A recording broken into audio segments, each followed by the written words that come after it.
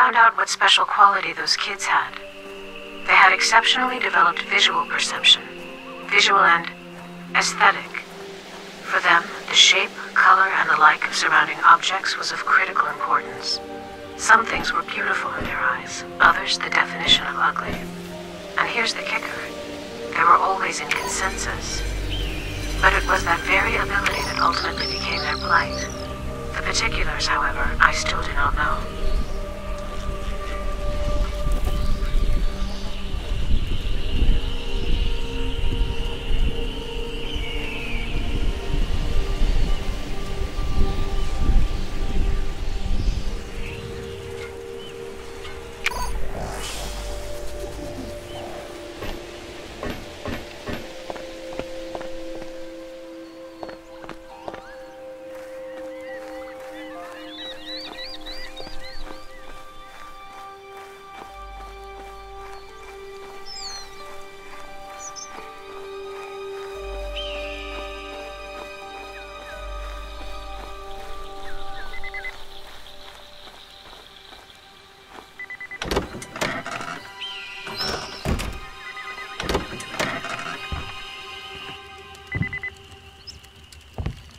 Did you bring the battery?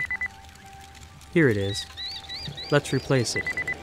Go ahead, but you'll need to switch me off first. All right. Here come the shakes again. Well, no way around that.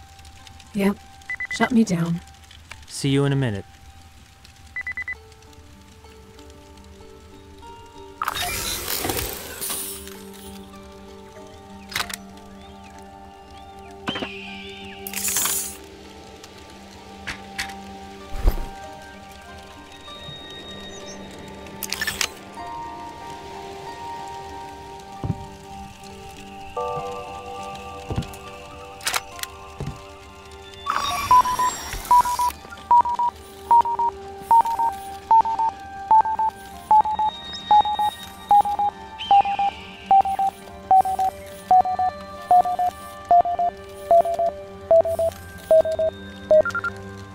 Two attacks in one day.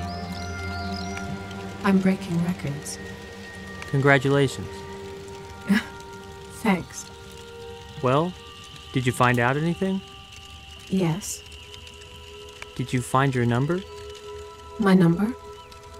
Oh, no, not yet. But I did learn what the children were treated for. Remember I told you that the shape of objects was important to them? I do. Well, their illness was called morphophobia, fear of a shape, or to be more precise, an aversion to it. What kind of shape? The human body. They couldn't stand the sight of a human body. That was their disease. What do you mean that they couldn't stand it? They would literally get sick, vomiting at the sight of any person. Their teachers, doctors, passers-by, their own parents, even seeing each other in the mirror. What did they dislike so much about the human body? We never did find the answer. The children weren't able to articulate their feelings. First of all, they were really young. And secondly, they were unable to communicate at all with anyone. Any attempt at communication caused suffering and psychogenic vomiting. What an unusual disease. Yes, which is why the treatment was likewise unusual. Now I know the purpose behind those strange activities. Playing with cubes, collecting parts, and so on. So why were they assembling an in-body on stage? To cultivate in the children a positive association with the sight of a human body. They were using those bits to independently assemble a fairy tale character, a positive character. And thanks to their efforts, a young woman would take the stage, the defender of beauty, protecting a blossoming garden from a wicked witch. The witch symbolized ugliness? Evidently.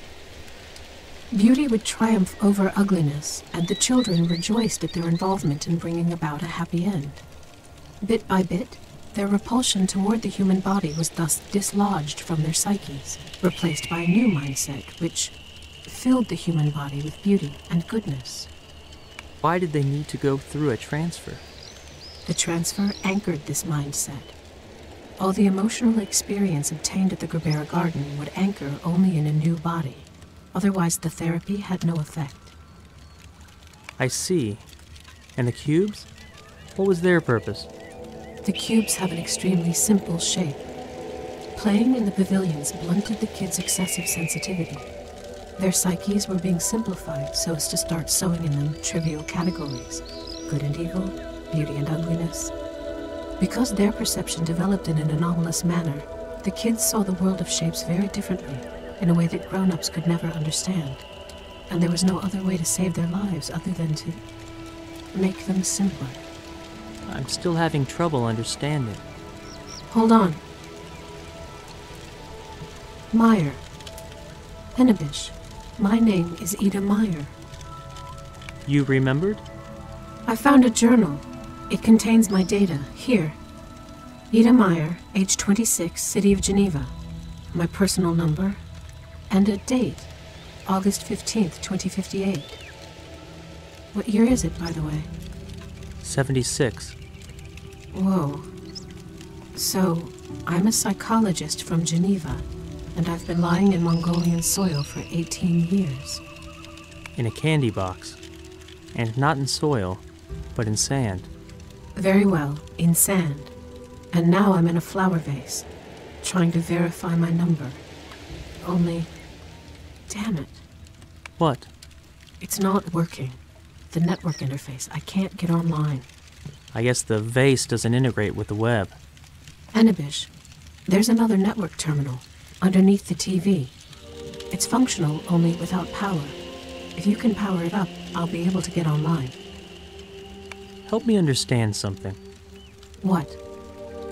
How did the kids react to seeing a mechanical body? The same way as an organic one. They puked. But then how did they interact with the staff? Their bouts of morphophobia were suppressed. The complex was equipped with these emitters. I don't know how they worked, but exposure to them enabled the kids to communicate, with the staff as well as among themselves. Got it.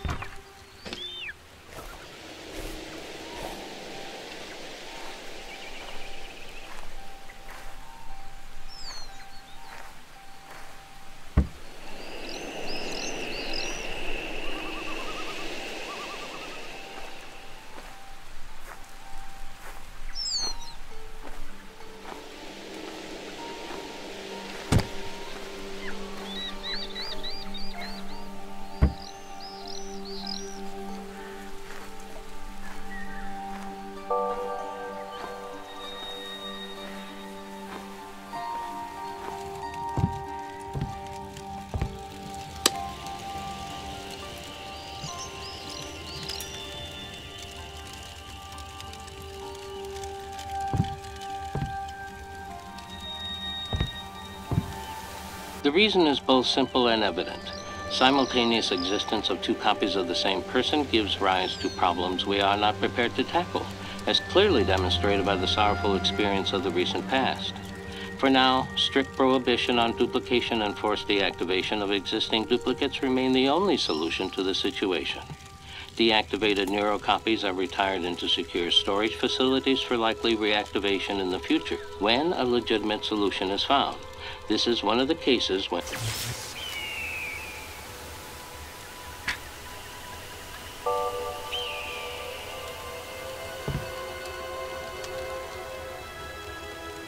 Ida, our terminal burned down. I know, but I managed to check the number in time. You did? So what's the news? Are you going home? The news is bad. I no longer have originals right. There's nowhere for me to go. Why? I was restored. 3 years ago, Ida Meyer was confirmed dead and restored from a reserve neurocopy. She currently lives somewhere in Geneva. We don't seem to have much luck. How did she die? It says here, died in a dysparatoxin emission in 2058. This means you're now a duplicate? Correct. My very existence is illegal. Well, don't fret. We'll improvise. Improvise? Sure. We'll find you a normal body with legs. With legs. And then what? Then we'll live our lives, selling flowers. Edibish, listen. When my battery runs out, I want you to put my flowers into secure warranty.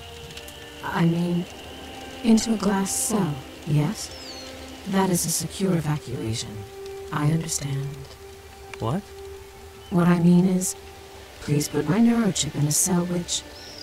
Edibish, into a camera of tides, or a camera of dreams. What's with your voice? I don't know. A camera of tides? What are you talking about? I'm malfunctioning somehow. My thoughts are out of order. But I think it's over. You need repairs. I don't need anything, Edibish. I'll be put to sleep soon. Disconnected. And for a long while, I bet. So, you've decided... Yes. That is my decision. So you wake up and go right back to sleep. Got it. More like, wake up, get totally confused, then go back to sleep. What are you confused about? The explosion, for one thing.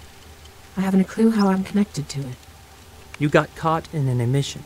That's just bad luck. No, Edibish, it's not that simple. I found another mention of my name, here, in the database, in the search history. Somebody was searching for information about me. So what? What's so strange about that? The fact that it was the only query for my name in the entire search history, made 20 minutes before the explosion.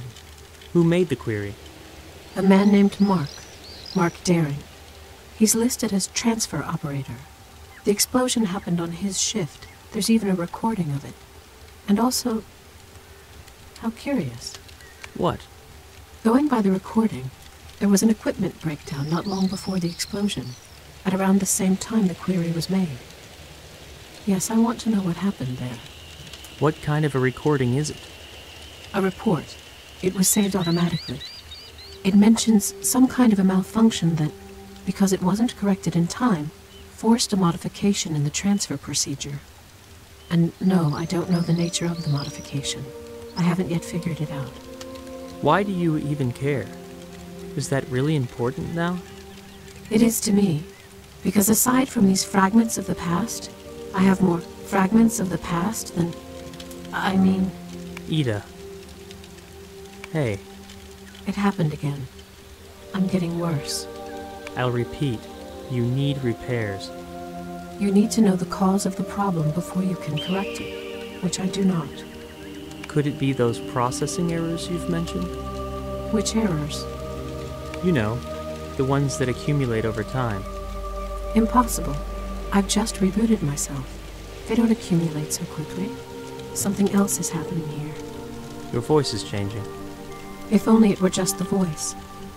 I'm at a loss. The reasons could be many. Could be my synchronizer is on the fritz. I've heard of cases when the neurochip malfunctioned due to a deteriorating link with the DNA. Either that or my neurocopy is failing. But if that's the case... What then? Nothing. Let's just hope it's the synchronizer. Let's. Then we'll replace it with a new one. Sure.